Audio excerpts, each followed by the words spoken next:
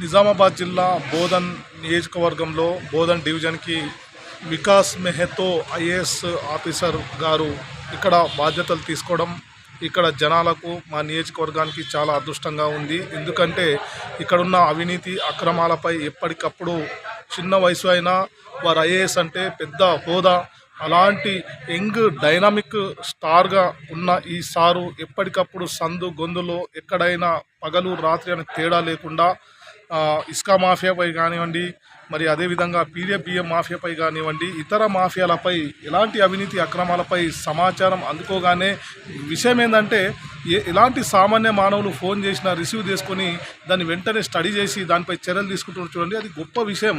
అందుకే ఇలాంటి సార్ రావడం మా వరం. ఇక ముఖ్యంగా చెప్పుకుంటే ఈరోజు ఇసుక మాఫియాపై ఇక్కడ సబ్ కలెక్టర్ గారికి ఫిర్యాదు చేయడం జరిగింది. విషయం ఏంటంటే పొతంగల్ మండల కేంద్రంలో బ్రిడ్జి వద్ద కొంతమంది ఇసుక మాఫియాదారులు కొన్ని ఇసుకను మంజ నుంచి తీసుకొచ్చి డంపు చేసి జీరో వ్యాపారం చేస్తున్నారు, అధిక లోడుతో చేస్తున్నారు.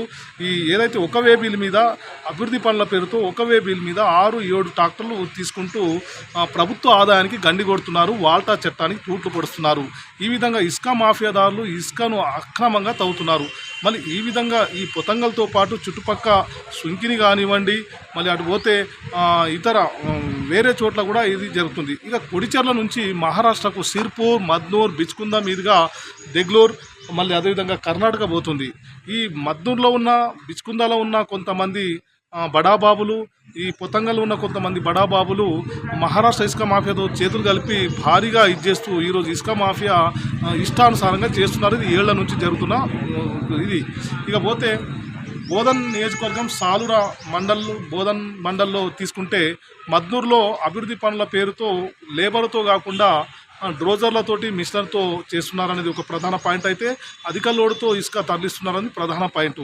ఇకపోతే సిద్ధాపూర్ ఖండ్గాంలో డంపులు ఉంచుతున్నారనేది, మళ్ళీ ఏదైతే వేబిల్లు తీసుకుంటూ బాసరా, మళ్ళీ అదేవిధంగా ప్రభుత్వ కార్యాలయ పనుల పేరుతో పర్మిషన్ పేరుతో అక్కడ అధిక లోడుతో కూలీలతో కాకుండా ఇష్టానుసారంగా ఇచ్చేస్తున్నారని ప్రధాన విమర్శలు.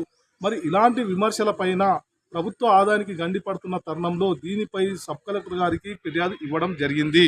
ఏది ఏమైనా ప్రభుత్వ ఆదాయానికి గండి కొట్టే వారిపై చర్యలు తీసుకోవాలని, మరి ఇసుక అక్రమ రవాణా కాకుండా చూడాలనేది ప్రధానంగా వారి దృష్టికి తీసుకోవడం జరిగింది.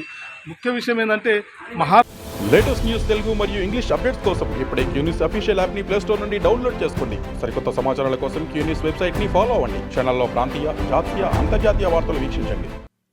లైక్ చేయండి.